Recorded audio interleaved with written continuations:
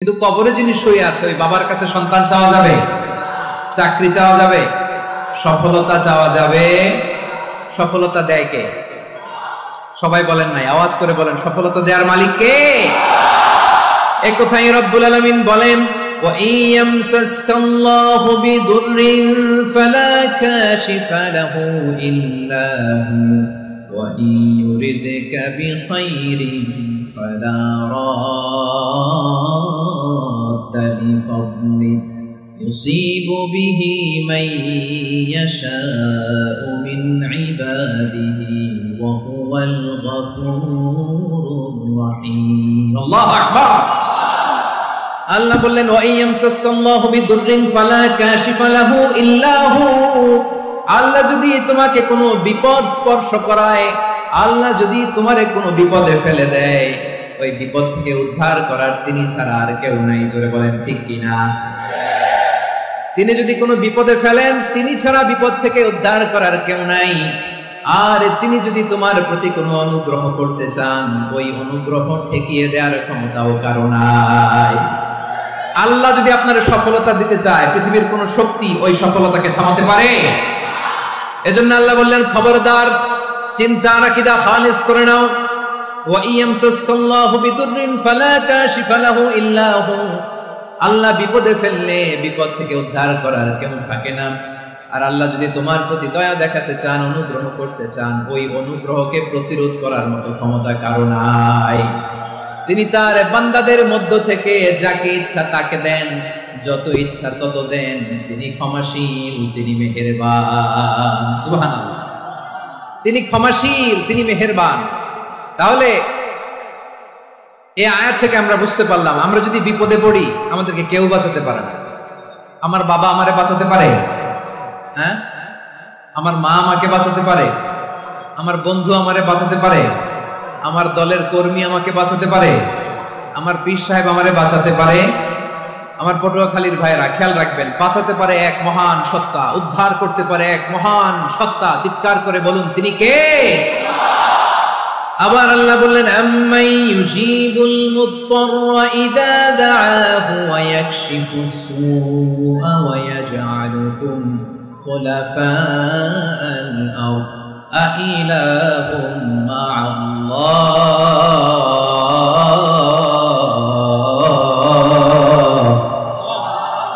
ক্বালিলাম মা তাযাক্কারুন। রব্বুল আলামিন বলেন, বিপদে পড়ে কাতর কণ্ঠে চিন্তাগ্রস্ত হয়ে যখন কেউ ফরিয়াদি হয়ে আল্লাহর ডাকে হাত তোলে, তখন এই ব্যক্তির ডাকে সাড়া দেয় কে? সবাই বলুন, বিপন্ন অবস্থায় আপনি যখন কেঁদে কেঁদে হাত তুলে আপনার দুঃখের কথা জানান, আপনি যখন ডাকেন তারে, তখন আপনার ডাকে সাড়া দেয় কে? আল্লাহ বলে, আমি সাড়া দেই। তোমাদের বিপদকে মুক্ত করে দেয় কে? ওই আল্লাহর সাথে কোন উপাস্য আছে নাকি? কিন্তু খুব অল্প সংখ্যক লোকই তোমরা উপদেশ গ্রহণ করো। কথাটা কার? তাহলে বিপন্ন মানবতা যখন কাঁদে, মানুষ যখন বিপদে পড়ে নিরুপায় হয়ে ফরিয়াদ করে, তার ডাক শোনার কেউ নাই একজন ছাড়া। চিল্লায় বলেন তো, তিনি কে? এজন্য আমরা ফরিয়াদের হাত কার দিকে তুলব? প্রিয় পটুয়াখালী, বলেন, ফরিয়াদের দুটো হাত আমরা কার দিকে তুলবো? এবং খেয়াল রাখতে হবে, মাথার সাথে সেট করে নিতে হবে, আল্লাহ ছাড়া আমাকে উদ্ধার করার কেউ নাই। এই পৃথিবীতে কেউ আপন না। প্রিয় ভাই, বিপদে পড়লে বোঝা যায় কেউ আপন না। আপন শুধু একজন মহান সত্তা, তিনি কে? এটা কি আপনারা খেয়াল রাখতে পারবেন? হ্যাঁ, বিপদে আপদে কেউ আমাদের বাঁচাতে পারে না, তরাতে পারে না, মুক্তি দিতে পারে না, উদ্ধার করতে পারে না, একমাত্র আমার প্রভু ছাড়া, আল্লাহ ছাড়া। চিল্লায় বলেন ঠিক কিনা? এবং প্রিয় পটুয়াখালীর ভাইয়েরা, মাথার সাথে এটা সেট করে নিতে হবে যে আমাদের পুরো জীবনটাই পরীক্ষা। পুরো জীবনটাই কি? The life is a test. পুরো জীবনটাই পরীক্ষা। এই জীবনে বিপদ আসবে, আপদ আসবে, পরীক্ষা আসবে, সবার জীবনে এটা থাকে। এক একজনের পরীক্ষা এক এক রকম। আমার পরীক্ষা একরকম, মাসুদ ভাইয়ের পরীক্ষা একরকম, চৌধুরী সাহেবের পরীক্ষা একরকম, আপনার পরীক্ষা একরকম, ওনার পরীক্ষা আবার আরেক রকম। পুরো পৃথিবীটাই পরীক্ষা ক্ষেত্র, সবাই পরীক্ষা দিচ্ছি, কিন্তু কারো পরীক্ষা প্রশ্নের সাথে কারোটার মিল নাই। সুবহানাল্লাহ পড়বেন না? পুরোটাই পরীক্ষা ক্ষেত্র, সবাই পরীক্ষার্থী, কিন্তু প্রশ্নপত্র একটার সাথে আরেকটা মিলে না। One doesn't match the other. একজনেরটার সাথে আরেকজনেরটা মিলে না। কাউকে আল্লাহ তাআলা ধনী বানিয়ে পরীক্ষা করেন। কি বানিয়ে? কথা কি বুঝতেছেন নাকি কষ্ট হচ্ছে? কষ্ট হচ্ছে আপনাদের? কাউকে আল্লাহ ধনী বানিয়ে পরীক্ষা করেন, আবার কাউকে আল্লাহ তাআলা গরিব বানিয়ে পরীক্ষা করেন, কাউকে আল্লাহ অসুস্থ বানিয়ে পরীক্ষা করেন। কেউ দেখবেন যে দুরারোগ্য ব্যাধিতে আক্রান্ত, ডাক্তার বলেছে আর সময় নাই, দুরারোগ্য ব্যাধি ক্যান্সার, যার নেই কোনো অ্যান্সার, তার জন্য পরীক্ষা হচ্ছে এই রোগ। আরেক লোক দেখবেন তার আবার রোগ বালাই নাই, মাশাআল্লাহ, তাকে আল্লাহ তাআলা আর্থিক দৈন্যতা, দারিদ্রতা দিয়ে পরীক্ষা করছেন। এরকম আছে না নাই? টাকা পয়সা নাই, দিন আনে দিন খায়, যা আছে তাতে চলে না, এটা তার জন্য পরীক্ষা। আবার আরেক শ্রেণীর লোক দেখবেন তাকে আল্লাহ অসুস্থতাও দেয় নাই, দারিদ্রতাও দেয় নাই, তার দাম্পত্য জীবনের সমস্যা আছে না নাই? স্ত্রী কথা শোনে না, অথবা ছেলে মেয়ে কথা শোনে না। তাহলে পরীক্ষা সবার জীবনে আছে, এক একজনের পরীক্ষাটা এক এক রকম। আল্লাহ তাআলা দেখতে চায় যে এই পরীক্ষার সময় আমরা কিরকম রেসপন্স করব, how to deal with the test, কিভাবে এই বিপদ আপদ পরীক্ষাগুলোকে আমরা হ্যান্ডেল করব, ডিল করব, এটা হচ্ছে আজকের আলোচনার বিষয়। বুঝতে পেরেছেন সবাই আমার প্রিয় ভাইয়েরা? তাহলে পরীক্ষাময় আমাদের জীবন, বিপদ আপদ পরীক্ষা, এটা মানুষের পিছু ছড়ে না, সবার জীবনে পরীক্ষা আছে। নবীদের জীবনেও পরীক্ষা ছিল। সাহাবারা জিজ্ঞেস করেছেন, ইয়া রাসূলুল্লাহ, আইয়ুন নাসি আশাদ্দু বালাআন ফিদ দুনিয়া, এই দুনিয়ার বুকে কাদের পরীক্ষা সবচেয়ে বেশি? বিশ্বনবী বলেছেন, আল আম্বিয়া, এই পৃথিবীতে সবচেয়ে বেশি পরীক্ষা আল্লাহ তাআলা নিয়ে থাকেন নবীদের। কাদের? নবীদের। সুম্মাল আমসাল ফাল আমসাল, এরপরে নবীদের পরের স্তরে যারা, তাদের পরীক্ষা। এরপরে তাদের পরের স্তরে যারা, তাদের পরীক্ষা। সিদ্দিকিনদের, শুহাদাদের, সলিহিনদের, আল্লাহওয়ালাদের। যার ঈমান যত মজবুত, তার জীবনে পরীক্ষাও তত বেশি। চিল্লায় বলেন ঠিক কিনা? তাহলে মুমিনরা, বিশ্বাসীরা, আমরা কি পরীক্ষা বিপদ আপদে ভয় পাই? হ্যাঁ, বিপদ দেখলে ভয় লাগে আপনাদের? ভয় লাগে? হ্যাঁ, না, মুমিনরা বিপদে ভয় পায় না, তারা হতাশ হয় না, সুবহানাল্লাহ, তারা নিরাশ হয় না। বিশ্বাসীরা হাল ছেড়ে দেয় না, তারা ভরসা রাখে একজনের উপর, চিল্লায় বলতে হবে তিনি কে? কারণ মুমিন জানে the grief isn't permanent, the test isn't permanent, the struggle in our life isn't permanent. আমাদের জীবনের দুঃখ, কষ্ট, স্ট্রাগল, এগুলো পার্মানেন্ট নয়। After every difficulties there is an ease. সব কষ্টের পরেই একটা সুখ আছে না নাই? রব্বুল আলামিন বলেন, ফা ইন্না মাআল উসরি ইউসরা, ইন্না মাআল উসরি ইউসরা, ভয় পেও না, চিন্তা করো না, কষ্টের সাথেই আমি রেখে দিয়েছি স্বস্তি। সুবহানাল্লাহ বলেন। মুমিন জীবনে বিপদ যত বেশি, কষ্ট যত বেশি, তার সামনে সফলতা তার চেয়েও বেশি, ঠিক কিনা বলেন? কারণ বিশ্বাসীরা জানে রাত্রি যত গভীর হয়, সুবহে সাদিকের সময় তত আগাতে থাকে। গর্ভবতী নারীর পেটের ব্যথা যত বাড়তে থাকে, ঘরে নতুন মেহমান আগমনের সময় ঘনাতে থাকে। মুমিনদের উপর বিপদ, অত্যাচার, আপদ, পরীক্ষা যত বাড়তে থাকে, কালেমার পতাকা উড্ডয়নের সময় কাছে আসতে থাকে। বিশ্বাসীদের এগুলো হিসাব মিলানো অনেক আগে, এগুলো অনেক আগে হিসাব মিলানো। দুঃখের আধার শেষে সুখের আলো মিটিমিটি হাসে, চিল্লায় বলেন ঠিক কিনা? দুঃখের আধার শেষে আলোর প্রভাত হাসে, হতাশার কালো মেঘে যায় গো ভেসে, হতাশার কালো মেঘে যায় গো ভেসে। দুঃখের আধার শেষে আলোর প্রভাত হাসে, হতাশার কালো মেঘে যায় গো ভেসে, হতাশার কালো মেঘে যায় গো ভেসে। কোরআনের পাতায় পাতায় দেখো, ঈমানের পথ ঢাকা ব্যথার কাটায়। কোরআনের পাতায় পাতায় দেখো, ঈমানের পথ ঢাকা ব্যথার কাটায়। ভেঙে পড়ো না কভু হতাশ হয়ে,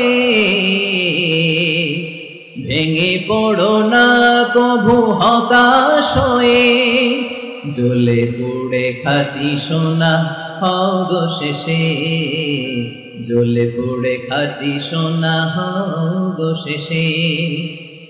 দুঃখের আধার শেষে আলোর প্রভাত হাসে, হতাশার কালো মেঘে যাই গো ভেসে, হতাশার কালো মেঘে যাই গো ভেসে। ঠিক কিনা বলেন? দুঃখ যত বেশি, পরীক্ষা যত বেশি, কষ্ট যত বেশি, সুখের সময় তত কাছাকাছি চিল্লায় বলতে হবে, ঠিক কিনা? এজন্য মুমিন জীবনে পরীক্ষা বেশি, মুমিনদের হতাশা নাই। মুমিনরা নিরাশ হয় না, হতাশ হয় কাফিররা। মুমিনরা কখনো হাল ছেড়ে দেয় না, মুমিনরা ভরসা রাখে একজনের উপর, তিনি কে? তাহলে আমার প্রিয় পটুয়াখালীবাসী, বিপদ থাকবে, পরীক্ষা থাকবে, এই বিপদ থেকে আমাদেরকে উদ্ধার করবেন একজন, তিনি কে? আমরা শুধু আল্লাহর উপরই ভরসা রাখবো। রাজি আছেন তো? চাইবো একজন সত্তার কাছে, আওয়াজ করে বলুন তিনি কে? একজন সত্তার কাছে চাইবে। বিশ্বনবী ওনার চাচাতো ভাই আব্দুল্লাহ ইবনে আব্বাস রাদিয়াল্লাহু তাআলা আনহুকে বললেন, ইয়া আব্দুল্লাহ ইবনে আব্বাস, হে আব্দুল্লাহ ইবনে আব্বাস, ইদা সাআলতা ফাসআলিল্লাহ, যখন চাইবে আল্লাহর কাছে যাও। ও আব্দুল্লাহ, যখন চাইবা আল্লাহর কাছে চাও। ওয়া ইদা ইসতাআনতা ফাসতাইন বিল্লাহ, যখন সাহায্য চাইবা আল্লাহর কাছে ফরিয়াদ করো। জেনে রেখো ও আব্দুল্লাহ, ওয়া আলাম আন্নাল উম্মাতা লাউ ইজতামাআত আলা আন ইয়ানফাউকা বিশাইইন লাম ইয়ানফাউকা ইল্লা বিশাইইন ক্বাদ কাতাবাহু আল্লাহু লাক। ও আব্দুল্লাহ, জেনে রেখো, মনে রেখো, গোটা বিশ্বের সবাই মিলে যদি তোমার উপকার করতে চায় ততটুকুই তারা করতে পারবে যতটুকু আল্লাহ তোমার নসিবে সেটা লিখে রেখেছে। ঠিক কিনা বলেন? আর যদি গোটা বিশ্বের সবাই মিলে তোমার বিরুদ্ধে কনস্পাইরেসি করে, ষড়যন্ত্র করে, গোটা বিশ্বের সবাই মিলেও যদি তোমার ক্ষতি করতে চায় ততটুকুই শুধু পারবে যেটা আল্লাহ তোমার জন্য বরাদ্দ রেখেছে। যতটুকু আল্লাহ তাআলা তোমার জন্য বরাদ্দ রেখেছে অতটুকুই ক্ষতি করতে পারবে, এর এক চুল বেশিও করতে পারবে না, কমও করতে পারবে না। চিল্লা বলেন ঠিক কিনা? এজন্য আমরা চাইবো কার কাছে? সবাই বলেন নাই, আওয়াজ করে বলেন কার কাছে? সব সময় আমরা আল্লাহর কাছে চাইবো, বিপদে আপদে, সুখে দুঃখে, সচ্ছল অবস্থায় অসচ্ছল অবস্থায়, পরাজয়ের সময় বিজয়ের সময়, সব সময় আমরা ভরসা রাখবো কার উপর? সবাই বলুন। একদল লোক আছে যারা বিপদে পড়লে আল্লাহরে ডাকে, আছে না নাই? পটুয়াখালীতে মাশাআল্লাহ নাই। বিপদ আসলে আল্লাহরে ডাকে, বিপদ নাই আল্লাহও নাই। বিপদে পড়লে নামাজ পড়ে, বিপদও নাই নামাজও নাই। বিপদে পড়লে জিকির করে, বিপদ যখন চলে যায় ওদের জিকিরও বন্ধ হয়ে যায়। এরকম আছে না নাই? কিছু লোক দেখবেন পরীক্ষা আসলে নামাজ পড়ে, আছে আছে, জেনজি আওয়াজ করা, এরকম আছে। এই কমন পড়ে গেছে, কমন পড়ছে। দেখবেন পরীক্ষার সময় নামাজ পড়ে, পরীক্ষাও নাই নামাজও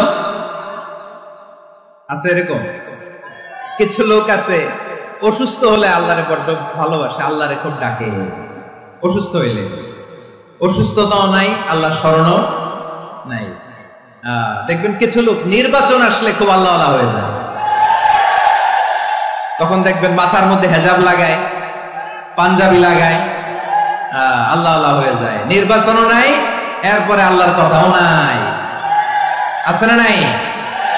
না, এরকম হওয়া যাবে না। সব সময় আমরা আল্লাহরে ডাকবো, বিপদে আপদে সব সময় ভরসা রাখবো আমরা একজনের উপর। আওয়াজ করে বলেন তিনি কে? এ কথায় আল্লাহ তাআলা আমাদের চোখে আঙ্গুল দিয়ে জানিয়ে দিলেন, ফাইদা রাকিবু ফিল ফুলকি দা'আউল্লাহা মুখলিসিনা লাহুদ্দিন ফালাম্মা নাজ্জাহুম ইলাল বাররি ইযা হুম ইউশরিকুন। আল্লাহ বলে একদল লোক আছে, তারা যখন নৌযানে চড়ে, জলযানে চড়ে, সাগরের মধ্যে যখন জাহাজে চড়ে, লঞ্চে চড়ে, তারা যখন তুফানের সম্মুখীন হয় তখন তারা আল্লাহরে বড্ড বেশি ডাকে, একান্ত ভাবে ডাকে, বিশুদ্ধ চিত্তে ডাকে। আবার তুফান থেকে তাদেরকে সেফ জোনে নিয়ে, নিরাপদ জোনে নিয়ে যখন বন্দরে আমি আল্লাহ তাদেরকে বেরিয়ে দেই, ওই লোকগুলো আবার আমি আল্লাহর সাথে শিরিক করে। এরকম আছে না নাই? জাহাজে উঠছে, সাগরের মাঝখানে তুফান, ওই সময় দেখবেন আল্লাহ কারে কয়। এই কথা তো আপনাদেরকে বোঝানো সহজ, আপনারা তো নদীর দেশের মানুষ। লঞ্চে চড়েন নাই কারা কারা? দেখি, লঞ্চে চড়ছেন? হ্যাঁ, লঞ্চে চড়ে নাই এরকম একজনও নাই এখানে। আচ্ছা, লঞ্চে উঠছেন কে কে? দেখি। মাশাআল্লাহ মাশাআল্লাহ মাশাআল্লাহ, ঠিক আছে, আপনাদের বোঝানো সহজ। আচ্ছা, লঞ্চে উঠে তুফানের সম্মুখীন হয়েছেন, জলোচ্ছ্বাস সবাই, মাশাআল্লাহ। তো এই ওয়াজ তো আপনাদের মুখস্থ, ঠিক কিনা বলেন? আমার বলার দরকার নাই, বলেন। মাঝ নদী, তুফান, জলোচ্ছ্বাস, জলের মধ্যে উচ্ছ্বাস, ঢেউ, টর্নেডো, সাইক্লোন, মেঘের ঘনঘটা, পরিবেশ ঘুটঘুটে অন্ধকার, লঞ্চ একবার এদিকে আরেকবার ওইদিকে, ভিতরে কি অবস্থা হয় বলেন তো? হ্যাঁ, তখন মুসলিম আল্লাহর ডাকে, হিন্দু আল্লাহর ডাকে, ঠিক কিনা বলেন? আস্তিক আল্লাহর ডাকে, নাস্তিক আল্লাহর ডাকে, ঠিক কিনা? লঞ্চের ভেতর, স্টিমারের ভেতর কান্নারে রোল পড়ে যায়, চিৎকারের রোল পড়ে যায়, সবার মুখ দিয়ে শুধু একটা আওয়াজ, লা ইলাহা লা ইলাহা লা ইলাহা সুবহানাল্লাহ আলহামদুলিল্লাহ লা ইলাহা। আল্লাহ নামের জিকির করবে যারা, আল্লাহর কাছে প্রিয় তারা, আল্লাহর কাছে প্রিয় যারা, জান্নাতে প্রবেশ করবে তারা, জোরে লা ইলাহা লা ইলাহা ইল্লাল্লাহ লা ইলাহা ইল্লাল্লাহ মুহাম্মাদুর রাসূলুল্লাহ সাল্লাল্লাহু আলাইহি ওয়াসাল্লাম। আমার প্রিয় পটুয়াখালীবাসী, তাহলে লঞ্চের ভেতরে যখন আমরা তুফানের মধ্যে পড়ি, তখন সবাই মিলে আমরা একটা নামের জিকির করি। নামটা কার? মুসলমানেরাও ডাকে, হিন্দুরাও ডাকে, আস্তিকও ডাকে, নাস্তিকও ডাকে, সবাই ডাকে একজনকে, তিনি কে? আবার দেখবেন ওই আল্লাহ তুফানের পরে, ঝড়ের পরে ওই লঞ্চটাকে যখন সদর ঘাটে ফিরিয়ে দেয়, আবার আমরা নাফরমানি শুরু করে দেই। সে কোথায়? আল্লাহ বললেন, ফাইদা রাকিবু ফিল ফুলকি দা'আউল্লাহ মুখলিসিনা লাহুদ্দিন ফালাম্মা নাজ্জাহুম ইলাল বাররি ইযা হুম ইউশরিকুন। সাগরে যখন তুফানে পড়ে আমি আল্লাহর ডাকে, আবার আমি আল্লাহ যখন বাঁচিয়ে দেই, আবার আমি আল্লাহর সাথে শিরিক শুরু করে। আমরা কি এরকম হতে চাই নাকি? এরকম করবেন? হ্যাঁ না, আমরা তুফানে পড়লেও আল্লাহরে ডাকি, আবার বাঁচায় দেওয়ার পরেও ডাকি কারে? আল্লাহকেই ডাকি। বিমানের মধ্যে মাঝে মাঝে দেখবেন যে এয়ার টার্বুলেন্স হয়, জানেন? এয়ার টার্বুলেন্স জানেন তো? মাঝে মাঝে বিমানটা বাউন্সিং করে, বাম্পি, ভেরি বাম্পি ওয়েদার। শুনেন নাই? 40,000 ফিট উপরে যখন থাকে, তখন পাইলট মাঝে মাঝে বলে, dear passengers, ladies and gentleman, right now we are flying 40,000 feet above the ground and we are passing very air turbulence, very heavy air turbulence right now. Please fasten your seat belt. দেখবেন মাঝে মাঝে বলে যে, ভদ্র মহিলা, ভদ্র মহোদয়গণ, আমরা 40,000 ফিট উপর দিয়ে যাচ্ছি আর এয়ার টার্বুলেন্স ফেস করছি, মেহেরবানি করে আল্লাহর রাস্তে সিট বেল্ট বাঁধুন। তখন বিমানটা এরকম বাউন্সিং করে, শেকিং করে। আপনারা মুখোমুখি হয়েছেন? ইদানিং এই এয়ার টার্বুলেন্স বেড়ে গিয়েছে। গত বছর আমার ইন্টারন্যাশনাল অনেকগুলো ফ্লাইট ছিল, তো আমি দেখলাম যে আগের ফ্লাইটগুলোর তুলনায় এখন এয়ার টার্বুলেন্স খুব বেশি। আমি একটু রিসার্চ করে দেখলাম, ক্লাইমেট চেঞ্জের কারণে, জলবায়ু পরিবর্তনের কারণে আকাশের বাতাসের মুভমেন্টে পরিবর্তন হয়েছে, ফলে এখন বিমান শেকিং করে বেশি, বাউন্সিং, বাম্পি ওয়েদার। তো বলেন তো, 40,000 ফিট উপরে যখন আপনি, কয় হাজার ফিট? সবাই বলুন, কয় হাজার ফিট? 40,000 ফিট উপরে যখন আপনি, তখন যখন বিমানটা এরকম বাউন্সিং করে, সবাই যখন ভমিটিং করে বিমান নষ্ট করে দেয়, বমি করে, তখন বাঁচানোর কে আছে আল্লাহ ছাড়া? কেউ আছে? ওই মুহূর্তেও সবাই মিলে একজনের ডাকে আওয়াজ করে বলেন, তিনি কে?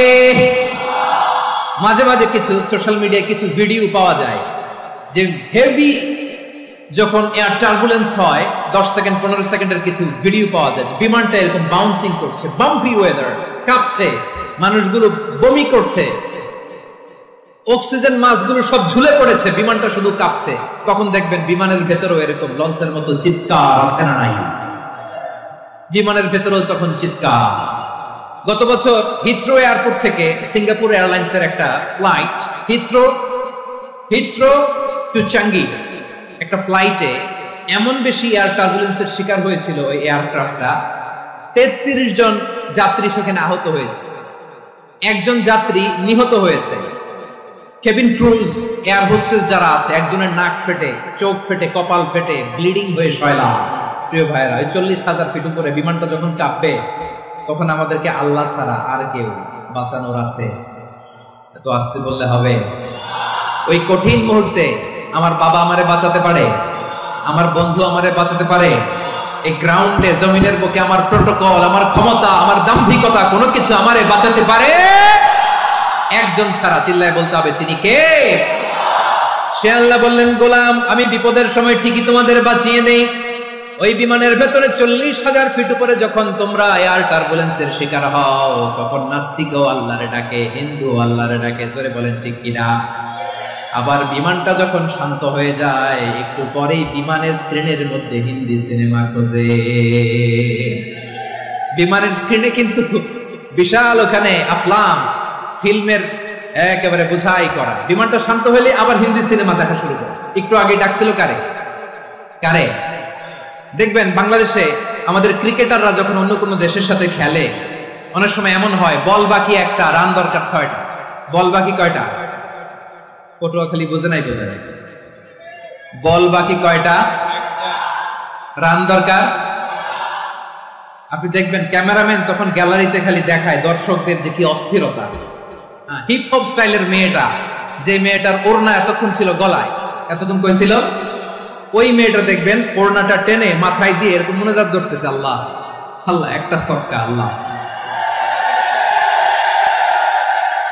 আল্লাহ, আমার লাল সবুজের পতাকারে তুমি অপমানিত কইরো না আল্লাহ, ইন্ডিয়ার সাথে আমাদের খেলা, আল্লাহ আল্লাহ, একটা সক্কা, একটা একটা। পুরো পুরো খেলা জুড়ে এই মেয়ের ওড়না ছিল গলায়, কিন্তু যখন 1 বলে 6 রান দরকার, ওড়না চলে আসছে কোথায়? মাথায়। আবার মুনাজাত আসরে নাই। ঠিকই বাংলাদেশের দামাল ছেলে এমন এক শট মারলো, বল চলে গেল স্টেডিয়ামের বাইরে, ছক্কা, জিতে গেলাম আমরা।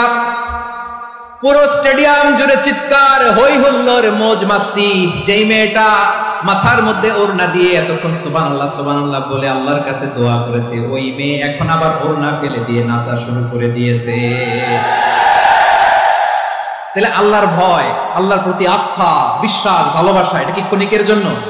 মানে আমার যখন লাগবে তখন আল্লাহর ইউজ করবো নাকি? হ্যাঁ, বিপদে আপদে, সুখের সময় দুঃখের সময়, সচ্ছল অসচ্ছল অবস্থায় বিশ্বাসীরা ভরসা রাখে একজনের উপর। চিৎকার করে বলো, পটুয়াখালী তিনি কে? সে আল্লাহ বললেন, গোলাম মনে করো না জাহাজ থেকে সদরঘাটে ভিড়িয়ে দিলাম, তুমি নিরাপদ হয়ে গেছো। মনে করো না 40,000 ফিট থেকে সেফ ল্যান্ডিং এর পরে এয়ারপোর্টে নেমে গেলেই তুমি নিরাপদ হয়ে গেছো। ও মিয়া, বিপদ কি শুধু সাগরে আর আকাশে? ঘরের ভেতরও বিপদ আসতে পারে কি পারে না? এজন্য সূরা মুলকে আল্লাহ বললেন, আমিনতুম মান ফিস সামাই আন ইয়াখসিফা বিকুমুল আরদা ফাইযা হিয়া তামুর। তোমরা কি ভাবছো তোমরা নিরাপদ? সাগরের মধ্যে তুফান, আল্লাহ আল্লাহ ডাকলাম, সদরঘাটে যে পড়ছে, বেঁচে গেছেন তো আপনি। আর পাবে আপনারে আল্লাহ? আল্লাহরা তো সাগরের মাঝখানে তো আল্লাহ আপনার পাইছিল, আর তো পাবে না। আর পাবে আপনারে? আর আল্লাহ ধরতে পারবে আপনারে? ঘরের ভেতরও বিপদ দিয়ে আটকাতে পারে কে? 5 স্টার 7 স্টার হোটেলের ভেতরেও আমাকে বিপদের মধ্যে ফেলে দিতে পারেন কে? আল্লাহ বললেন, তোমরা কি ভেবেছো তোমরা নিরাপদ? আমি চাইলে ল্যান্ডস্লাইডস, ভূমি ধস দিয়ে 1 লক্ষ 1 মুহূর্তে নিয়ে যেতে পারি। এক সুনামি দিয়ে থাপ্পড় মেরে 3 লক্ষ সাগরের ভেতরে ঢুকায় দিতে পারি। 1 সেকেন্ডও লাগে না আমার। আম আমিনতুম মান ফিস সামাই আন ইউরসিলা আলাইকুম হাসিবা ফাসাতা'লামুনা কাইফা নাযীর। আল্লাহ চাইলে আকাশ থেকে পাথর বৃষ্টি নাজিল করতে পারেন কি পারেন না? এই মুহূর্তে এখানে ভূমিকম্প দিতে পারেন কি পারেন না? আচ্ছা, ভূমিকম্প যখন হয় আমাদের কারো হুঁশ থাকে? আপনি মনে করছেন আমরা সাধারণ মানুষ, আমরা দৌড় দেই, আর প্রেসিডেন্ট প্রধানমন্ত্রী ওনারা বুঝি খাটে শুয়ে থাকে? কথা বুঝে নাই বোধহয়। ভূমিকম্প, আর্থকোয়েক যদি হয়, বাঁচার জন্য আমরা কি করি? হয় খাটের তলায়, ডাইনিং টেবিলের নিচে, উপরে শক্ত কিছু আছে এটার নিচে, অথবা ঘর থুইয়া দেও দৌড়। তো প্রধানমন্ত্রী উনি কি করে, প্রেসিডেন্ট উনি কি করে? হ্যাঁ, উনি খাটের মধ্যে যে শুয়ে থাকে নাকি? উনিও দৌড়, সাধারণ মানুষও দৌড়, প্রধানমন্ত্রীও দৌড়, বাড়িওয়ালাও দৌড়, ভাড়াটিয়াও দৌড়, সবাই দৌড়। নাকি ভাড়াটিয়ারা বাড়ি থুইয়া দৌড়, বাড়িওয়ালারা আর বেরোয় না, এরকম না? তাহলে যে কোনো মুহূর্তে ভূমিকম্প দিয়ে নাস্তানাবুদ করতে পারে কে? আমার প্রিয় ভাইয়েরা, আমরা নিরাপদ নই, আমরা তার দয়ায় বেঁচে আছি। কার দয়ায়? এজন্য আল্লাহ বললেন, গোলাম, যে কোনো মুহূর্তে বিপদ দিয়ে তোমাদেরকে নাস্তানাবুদ করতে পারি। বিশ্বাসী বলে যদি নিজেকে দাবি করো, সব সময় ডাকতে হবে একজন সত্তাকে। বলেন তিনি কে? এই কথা ক্লিয়ার? এই সবগুলো উদাহরণ শেষে সবার কাছে ক্লিয়ার হয়েছে না যে বিপদ থেকে, আপদ থেকে, পরীক্ষা থেকে, ক্যালামিটি থেকে আমাদেরকে কেউ বাঁচাতে পারে না একজন সত্তা ছাড়া। আবারও বলেন তো তিনি কে? ক্লিয়ার? হ্যাঁ, সবাই বুঝতে পারছেন? আচ্ছা, এবার আমরা দেখি বিষ্ণু ঈসা ইসলামের জীবনে বিপদ আপদ ছিল কিনা। উনি বিপদ আসলে কিভাবে ডিল করতেন, বিপদ আসলে কোন দোয়া পড়তে হয়, কিভাবে ফরিয়াদের হাত উত্তোলন করতে হয়, কিভাবে রবের দরবারে নতজানু হয়ে ফরিয়াদ করতে হয়, এটা জানার দরকার আছে না নাই? আসুন আমরা বিষ্ণুনবীর জীবনী থেকে দেখি বিপদ আসলে উনি কি করতেন। বিপদ আসলেই প্রথমে বিষ্ণু ঈসা ইসলাম একটা দোয়া পড়তেন। কি পড়তেন? তিনি পড়তেন, ইন্না লিল্লাহি ওয়া ইন্না ইলাইহি রাজিউন। নিশ্চয় আমরা আল্লাহর জন্য, নিশ্চয় আমরা কার দিকে ফিরবো ভাই? আবার কার দিকে ফিরবো? আওয়াজ করে বলুন তো, আমরা এসেছি কার কাছ থেকে, আবারও ফিরে যাব কার কাছে? এজন্য বিষ্ণু পড়ছেন, ইন্না লিল্লাহি ওয়া ইন্না ইলাইহি রাজিউন। নিশ্চয় আল্লাহর জন্য, ওই আল্লাহর দিকেই আমরা ফিরে যাব। তারপরে বিষ্ণু পড়তেন, আল্লাহুম্মা আজুরনি ফি মুসিবাতি ওয়াখলুফ লি খায়রাম মিনহা। একসাথে প্রথমে পড়তেন ইন্না লিল্লাহি ওয়া ইন্না ইলাইহি রাজিউন, তারপর পড়তেন আল্লাহুম্মা আজুরনি ফি মুসিবাতি ওয়াখলুফ লি খায়রাম মিনহা। মানে আল্লাহ, এই যে আমি বিপদে ধৈর্য ধারণ করলাম, এটার সব তুমি আমারে দাও, আর যেটা হারালাম এর চেয়ে ভালো কিছু দিয়ে মেকআপ করে দিও, ভালো কিছু দিয়ে বদল করে দিও। সুবহানাল্লাহ পড়েন। তাহলে বিপদ আসলে আমরা কি পড়ব? কথা বলেন।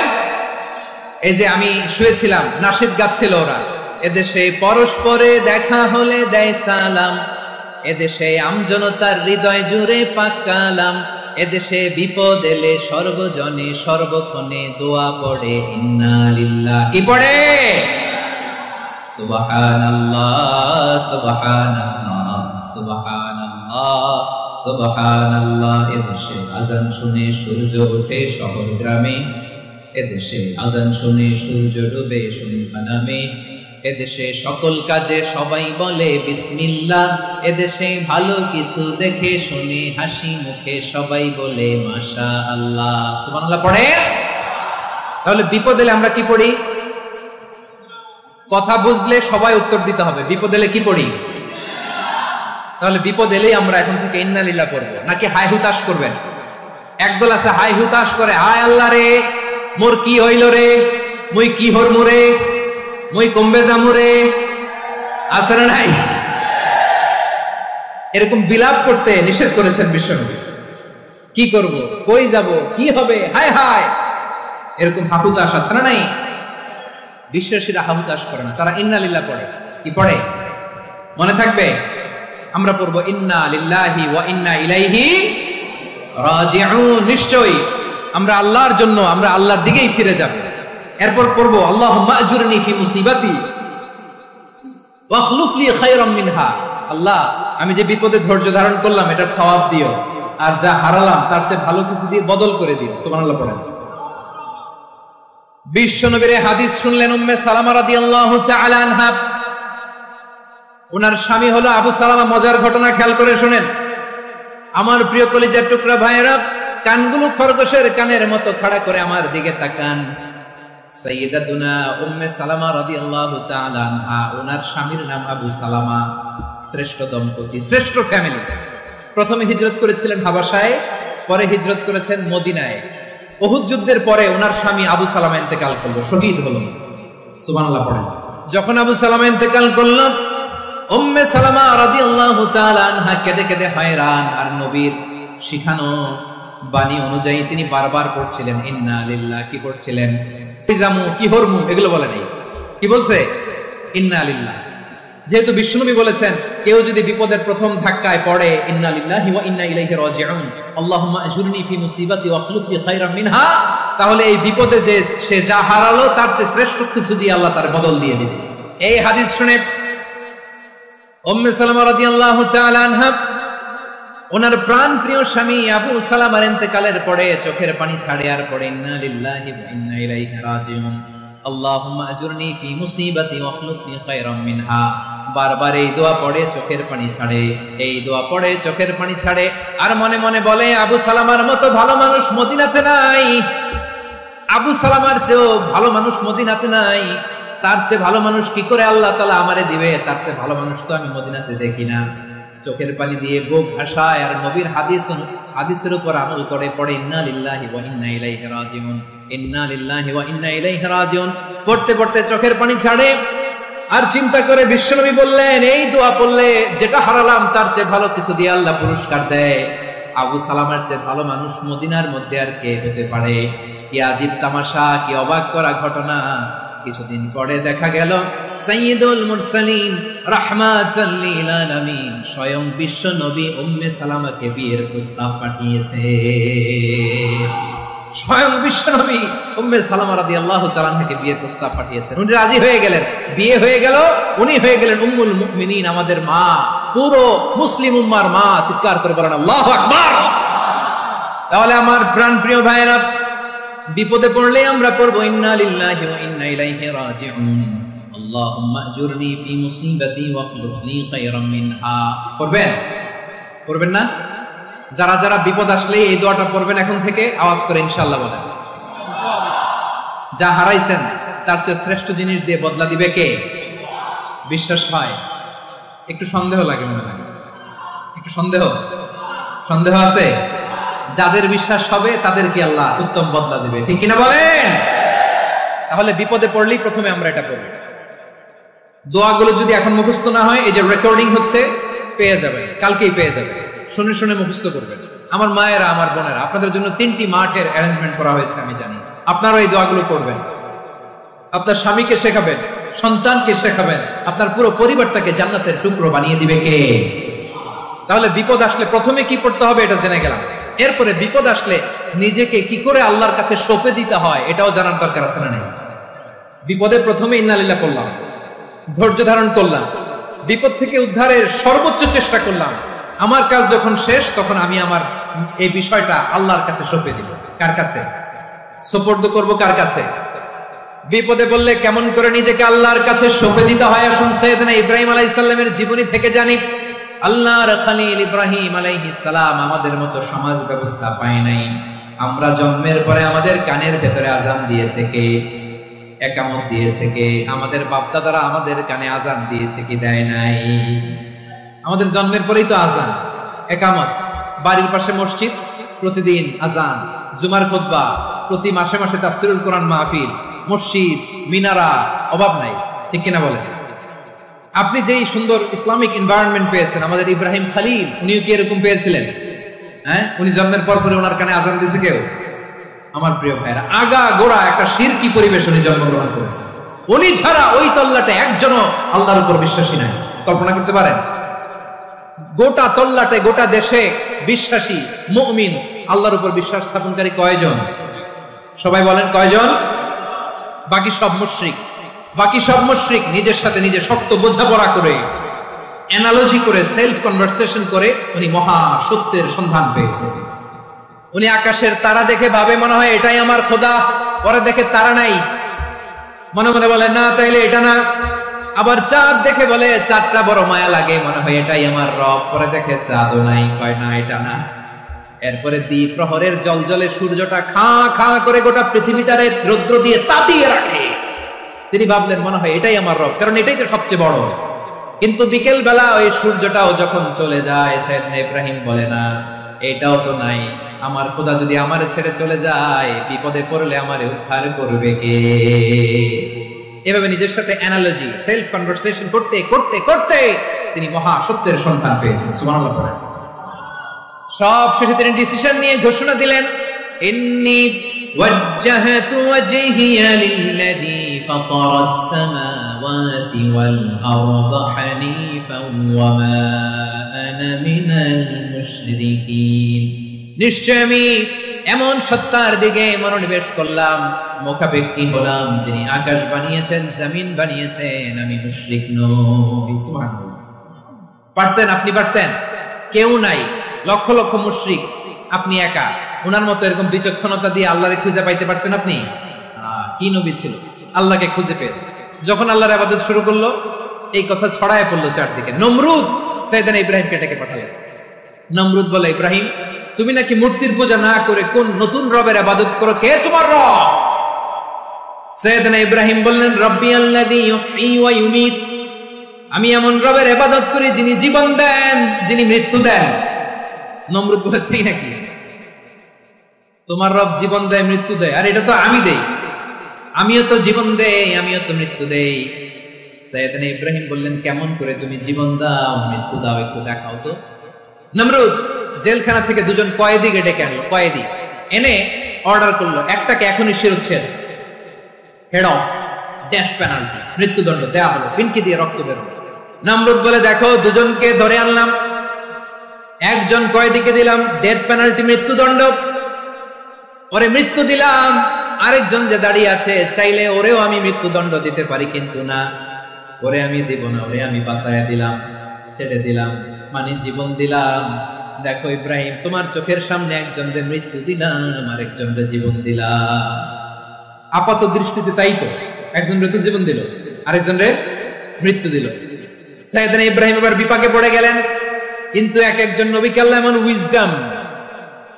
এমন উইজডম, বিচক্ষণতা দিয়ে এই জমিনে পাঠিয়েছেন। মুহূর্তের মধ্যে আল্লাহর খলিল ইব্রাহিম বললেন, فإن الله يأتي بالشمس من المشرق فأت بها من المغرب فبهت الذي كفر। আল্লাহর খলিল ইব্রাহিম বললেন, নমরুদ, বুঝলাম তুমি জীবন দাও, মৃত্যু দাও, দেখলাম, কিন্তু আমার রব, আমার আল্লাহ প্রতিদিন সকালবেলা উষা লগ্নে ওই পূর্ব দিগন্ত থেকে সূর্যটাকে উদিত করেন, সাঁঝের বেলা, বিকেল বেলা, কুথুরি লগ্নে, সন্ধ্যা বেলা ওই দ্বিপ্রহরের জল জলে সূর্যটাকে পশ্চিম দিগন্তে ডুবিয়ে দেন। মানে সকালবেলা পূর্ব দিক থেকে উদিত করা সূর্যটাকে পশ্চিম দিকে বিকেলে তিনি ডুবিয়ে দেন। তুমি যদি পারো ওই সূর্যটাকে পশ্চিম দিক থেকে উদিত করে পূর্ব দিকে ডুবিয়ে দাও। সুবহানাল্লাহ পড়বেন না? দেখেন, ইনস্ট্যান্ট ইন্টেলেক্ট, মুহূর্তে বিচক্ষণতা, উইজডম কাকে বলে? নমরুদ পারবে? নমরুদের বাপ পারবে, ওর দাদা, ওর 14 গোষ্ঠী, গোটা বিশ্বের সব ক্ষমতাধর রাষ্ট্রনায়করা একসাথে হলে পারবে? ফাবুহিতাল্লাযী কাফার, পারে নাই, ব্যর্থ হয়েছে। এবার তেলে বেগুনে জ্বলে উঠেছে, রেগে মেগে আগুন বলে, ফালকুহু ফিল জাহিম, ওর সাথে তর্ক নাই, না পেরে এবার এটারে আগুনে ফেলা। বিশাল বিশাল গাছ কেটে লাকড়ি এনে আগুনের কুণ্ডলি বানানো হলো, দাও দাও দাও দাও করে আগুন জ্বলে। আল্লাহর খলিল ইব্রাহিমকে আগুনে নিক্ষেপ করা হবে। আল্লাহর খলিল সাইয়েদনা ইব্রাহিমের হাতের মধ্যে রশি দিয়ে টাইট করে বাঁধা হলো, পায়ের মধ্যেও টাইট করে রশি দিয়ে বাঁধা হলো। আল্লাহর খলিল ইব্রাহিমকে আগুনের কুণ্ডলির মধ্যে ফেলা হবে।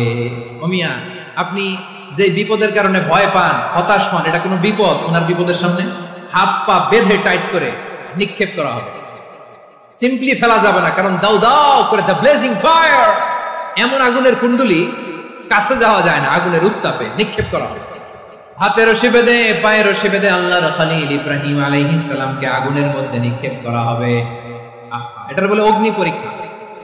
উনি অগ্নি পরীক্ষার সম্মুখীন হয়েছে, এজন্য কঠিন পরীক্ষাকে আমরা অগ্নি পরীক্ষার সাথে তুলনা করি, ঠিক কিনা? সাইয়েদনা জিবরাইল এসে বললেন, ও আল্লাহর খলিল, ওরা তো আপনার হাতও বেঁধে ফেললো, পাও বেঁধে ফেললো, নড়াচড়ার সুযোগ নাই, বলেন আমি জিবরিল ফেরেশতা আপনার জন্য কি করতে পারি? আল্লাহর খলিল ইব্রাহিম বলেন, ও জিবরাইল, তোমার কাছে আমার কোনো চাওয়া পাওয়া নাই। সুবহানাল্লাহ বলেন। তোমার কাছে বলার কিছু নাই, তোমার সাহায্যের আমার দরকার নাই। সাইয়েদনা ইব্রাহিম আলাইহিস সালামকে হাতে পায়ে রশি বেঁধে, হাত পা বাঁধা অবস্থায় জ্বলন্ত অগ্নিকুণ্ডে যখন নমরুদের দলবল নিক্ষেপ করবে, আল্লাহর খলিল কিভাবে নিজেকে আল্লাহর কাছে সঁপে দিয়েছেন, পটুয়াখালীর ভাইরা খেয়াল করে শুনুন। হাত পা বেঁধে আল্লাহর খলিলকে যখন নিক্ষেপ করা হবে, তিনি মুখ ফুটে বলে ফেললেন, হাসবুনাল্লাহু ওয়া নি'মাল ওয়াকিল। হাসবুনাল্লাহু ওয়া নি'মাল ওয়াকিল, আমার জন্য আল্লাহই যথেষ্ট, আমার জন্য আল্লাহই যথেষ্ট। তিনি আমার সবচেয়ে বড় গার্ডিয়ান, তিনি আমার সবচেয়ে বড় অভিভাবক। জিব্রাইলের সাহায্যে অফারকে ফিরিয়ে দিলেন, দুনিয়ার বুকে কারো কাছে কিছু বলেন নাই, মুখ ফুটে বলেছেন হাসবুনাল্লাহ। ও আমার পটুয়াখালীর প্রাণের ভাইয়েরা, খেয়াল রাখবেন, কোন বান্দা তার হাতে থাকে সব চেষ্টাটুকুন করার পরে মুখ ফসকে মুখ দিয়ে যখন বলে ফেলে হাসবুনাল্লাহ, বান্দা যখন হাসবুনাল্লাহ বলে ফেলে, ওই ব্যাপারটা ডিল করার দায়িত্ব স্বয়ং আল্লাহ আরশের উপর থেকে নিয়ে নেয়। আপনি যখন বলে ফেলবেন হাসবুনাল্লাহ, এটা ডিলিং করবে কে তখন? চিল্লায় বলেন না, তিনি কে?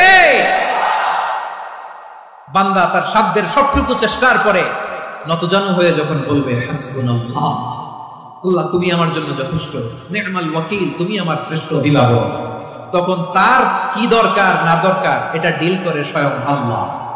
নিক্ষেপ করা হলো সাইয়েদনা ইব্রাহিমকে অগ্নিকুণ্ডলিতে।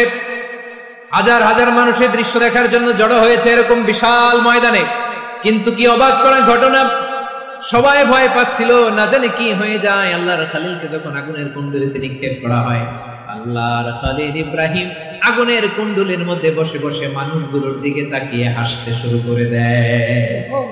কারণ আকাশ থেকে রব্বুল আলামিন স্পেশাল ভার্ডিক্ট নাজিল করেছেন, স্পেশাল হুকুম জারি করেছেন, কুলনা ইয়া নারু কুনি বারদান ওয়া সালামান আলা ইব্রাহিম। ও আগুন খবরদার, সৃষ্টি শুরু থেকে তোকে একটা ধর্ম আমি বাতলে দিয়েছিলাম, তোর ধর্ম, আগুনের ধর্ম হলো যা পাবে জ্বালিয়ে সারখার করবে। আল্লাহ বলল, আগুন তোর ধর্ম দিয়েছিলাম, তুই সব জ্বালিয়ে পুড়িয়ে সারখার করে দিবি, কিন্তু ক্ষণিকের জন্য আমি তোর জ্বালিয়ে দেওয়ার ক্ষমতাটাকে কেড়ে নিলাম, জ্বালিয়ে ভস্ম করে দেওয়ার ক্ষমতা আমি কেড়ে নিলাম। কুনি বারদান, ঠান্ডা হয়ে যা, কিন্তু এত বেশি ঠান্ডা হবি না আবার আমার ইব্রাহিমের জন্য সর্দি লেগে না যায়। সুবহানাল্লাহ, এত আস্তে বললে হবে? কুনি বারদান, বারদ মানে বরফ, ঠান্ডা, ঠান্ডা হোক, কিন্তু এত ঠান্ডা হবি না যাতে আমার ইব্রাহিমের কষ্ট হয়। আগুন বলে, আল্লাহ একবার বললাম ঠান্ডা হও, আবার বলো এত ঠান্ডা হবি না যাতে খালিলের সর্দি না লাগে। কেমন ঠান্ডা হব, কেমন এনভায়রনমেন্ট তৈরি করে দেব বলো? আল্লাহ বললেন, সালামান আলা ইব্রাহিম, আমার খলিল, আমার কলিজা, আমার ইব্রাহিমের জন্য তুই জান্নাতের গুল বাগিচা হয়ে যা। ও ভাই, নবী মুসার মতো ঈমান হলে রাস্তা হবে সাগর জলে, নবী ইউসুফের মতো ঈমান হলে একে একে দরজা খুলে, নবী ইব্রাহিমের মতো ঈমান যদি আজও থাকে বিদ্যমান, অগ্নিকুণ্ডে দেখতে পাবে খুবসুরতে ফুল ভাগা। কুলনা ইয়া নারু কুনি বারদান ওয়া সালামান আলা ইব্রাহিম, বান্দা যখন মুখ দিয়ে বলে হাসবুনাল্লাহ, আমার আল্লাহ আমার জন্য যথেষ্ট, এই বলে যখন নিজেকে সঁপে দেয়, তার কি লাগবে ওই দায়িত্ব স্বয়ং নিয়ে নেয় কে? সবাই বলেন, স্বয়ং নিয়ে নেয় কে? তাহলে আমার প্রিয় ভাইরা, বিপদের শুরুতেই আমরা বলবো ইন্না লিল্লাহ। শুরুতে কি বলবো? এরপরে যেই বাক্যটা পড়ে নিজের পরিস্থিতিকে আল্লাহর দরবারে সঁপে দিব, সেটা হচ্ছে হাসবুনাল্লাহ। সেটা কি? বিষ্ণু বলেন, লা ইয়াজালু লিসানুকা রাতাবান মিন যিকরিল্লাহ, সব সময় আল্লাহর স্মরণ দিয়ে, জিকির দিয়ে জিহ্বাটারে সিক্ত রাখো। আর শয়তানু জাসিমুন আলা কলবি ইবনে আদম, শয়তান বনি আদমের কলবে খামচি মেরে বসে থাকে। ফাইদা যাকারাল্লাহ খানাসা, মানুষ যখন আল্লাহর স্মরণ করে জিকির করে, শয়তান দৌড়ে পালায়। ওয়া ইদা গাফালা ওয়াসওয়াসা, যখনই বনি আদম গাফেল হয় তখনই শয়তান তার হৃদয়ে ওয়াসওয়াসা দেয়। এজন্য বিপদে পড়লে ইন্না লিল্লাহ, নিজের সবটুকুন করার পরে, নিজের রোল প্লে করার পরে নিজেকে আমরা কি বলে সঁপে দিব? সবাই বলেন, সবাই বলতে হবে, আরো জোরে বলে, মনে থাকবে? বিপদে পড়লে প্রথমে ইন্না লিল্লাহ, এরপরে নিজেকে যখন সঁপে দিব তখন হাসবুনাল্লাহ। এরপরে কঠিন বিপদে যখন বিশ্বনবী পড়তেন তখন কি করতেন? এমন বিপদ মাঝে মাঝে হয় না, দেয়ালে পিঠ থেকে যায়, চোখে মুখে অন্ধকার, কি করব দিশা খুঁজে পাই না। এরকম হয় কখনো? হ্যাঁ, আপনাদের হয় না? তো জান্নাতে আছেন আপনারা। হয় এরকম হয়েছে না যে দেয়ালে পিঠ থেকে গেছে, চোখে মুখে অন্ধকার, ওই যাব, কি করব, বাঁচানোর কেউ না, এরকম হয়েছে কখনো আপনাদের? যদি হয় তাইলে এটার সলিউশন বলবো, না হইলে তো এগুলো বলে লাভ নেই। হয় বিশ্বনবী এরকম কঠিন বিপদে পড়েছেন জীবনের কিছু কিছু মুহূর্তে। ওই মুহূর্তে বিশ্বনবী স্পেশাল 2টা দোয়া পড়তেন। এই দোয়াগুলো আপনাদেরকে জানিয়ে দেয়। বিশ্বনবী বলেন, কঠিনতম বিপদে যখন পড়বা, দেয়ালে পিঠ থেকে যায়, চোখে মুখে অন্ধকার, বাঁচার কোনো উপায় নাই, তখন পড়বা লা ইলাহা ইল্লা আনতা সুবহানাকা ইন্নী কুনতু মিনাজ জালিমিন। আল্লাহ, তুমি ছাড়া কোনো ইলাহ নাই, তুমি পবিত্র, নিশ্চয় আমি জালিমদের অন্তর্ভুক্ত। সুবহানাল্লাহ বলেন। এই দোয়া সাইয়েদনা ইউনূস আলাইহিস সালাম পড়েছিলেন যখন মাছের পেটে ছিলেন। কিসের পেটে? এবং অনেক মুফাসসিরিন ইকরাম বলেছেন, অনেক আহলুল ইলমরা বলেছেন, এটা হচ্ছে ইসমে আজম। ইসমে আজম এমন দোয়া যেটা দিয়ে দোয়া করলে আল্লাহ দোয়া কবুল করে, কিন্তু এটা কোনটা, এটা নিয়ে ইখতিলাফ আছে। কোন আহলুল ইলম বলেন এই লা ইলাহা ইল্লা আনতা সুবহানাকা ইন্নী কুনতু মিনাজ জালিমিন, এটা হচ্ছে ইসমে আজম। সাইয়েদনা ইউনূস আলাইহিস সালাম পড়েছেন। আপনারা পড়েননি? তুফান হইলে পড়েন না? আমাদের এলাকায় তো এটা খুব, এটার উপর ব্যাপক আমল আছে। পটুয়াখালীতে কি অবস্থা বলেন? পড়েন। একটা গল্প শুনেছিলাম, পাক হানাদার বাহিনী যখন বাংলাদেশে অ্যাটাক করতো, 71 সালের ঘটনা বলতেছে, আমরা তো দেখি নাই, শুনছি আর কি। 71 যদি দেখতাম এতদিনে রাজাকার হয়ে যেতাম। আল্লাহ আমাদেরকে বাঁচাই দিয়েছে, আল্লাহর মেহেরবানি, ঠিক কিনা বলেন? মন মতো হইলে মুক্তিযোদ্ধা, মন মতো না হইলে রাজাকার। কত কিছু দেখলাম এই শাহবাগের বুকে। আল্লাহ, 71 সালে দেখি নাই, আমরা শুনেছি, পাক হানাদার বাহিনী জিজ্ঞেস করত মুসলিম না অমুসলিম চেক করার জন্য, বলতো কালেমা বল, কালেমা বাতাও। তো যারা কালেমা বলতে পারতো পাকিস্তানি বাহিনী নাকি ওদেরকে ছেড়ে দিত, শুনেছি। তো একজনকে, এক বাঙালিরে পেয়ে তার মাথার মধ্যে বন্দুকের নল ধরে বলতেছে, কালেমা বল সালে, কালেমা বাতা, কালেমা বল। তো ভয়ের চোটে এই দোয়া পড়া শুরু করছে। ও পড়তেছে লা ইলাহা ইল্লা আনতা সুবহানাকা ইন্নী কুনতু মিনাজ জালিমিন। পাকিস্তানি বলে সালে ये तो मुसीबत का कलेमा है। বাঙালি কয় হাম তো ভি মুসিবত মে হ্যায়। পাকিস্তানি বলে বেটা কোন দোয়া বললি, এটা তো মুসিবতের কালেমা। কয় আমিও তো মুসিবতে আছি, আমার মাথার মধ্যে বন্দুক ধরে তুমি আমার কালেমা জিজ্ঞেস করো, এখন কোনটা কালিমা আর কোনটা কি দোয়া, আমার হুঁশ আছে নাকি? প্রিয় ভাইরা, আসলে এটা দুআউল মুসিবা, বিপদে পড়লে এই দোয়া পড়তে হয়, লা ইলাহা ইল্লা আনতা সুবহানাকা ইন্নী কুনতু মিনাজ জালিমিন। এটা পড়বেন আপনারা। এই দোয়া পড়ে সাইয়েদনা ইউনূস আলাইহিস সালাম মাছের পেট থেকে রক্ষা পেয়েছিলেন। রক্ষা করেছিল কে? ইউনূস নবীরে যখন খাইলো মাছেতে গিলিয়া, ফেরেশতা পাঠাইয়া দিলে ইসমে আজম দিয়া। প্রাণে ছিল যাহার ভয় সেথা পাইল আশ্রয়, প্রাণে ছিল যাহার ভয় সেথা পাইল আশ্রয়। মাছের পেট হতে সে যে পেল পরিত্রাণ। আল্লাহু আল্লাহু তুমি জাল্লে জালালুহু, শেষ করা তো যায় না গে তোমার গুণগান।